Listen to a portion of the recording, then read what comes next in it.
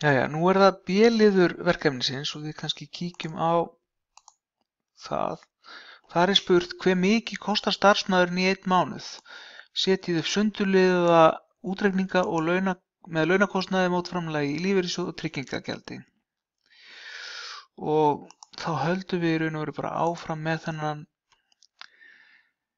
seðil sem við vorum með og við vitum að heildarlaunin eru 871.442 og það vitað að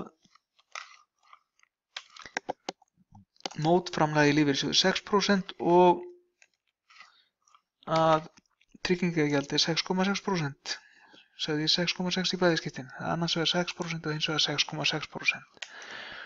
Nú, mótframlagi í lífeyrissjóð hlýtur þá að vera heildarlaun sinnum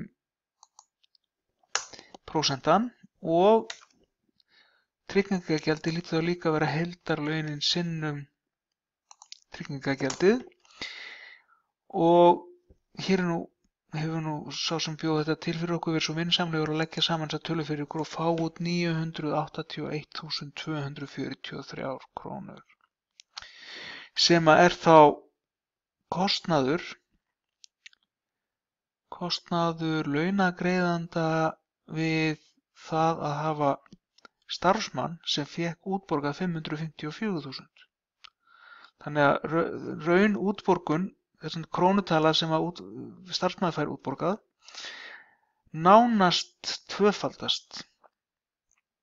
Næstum því tvöfaldast. Það er magnaður, skoti.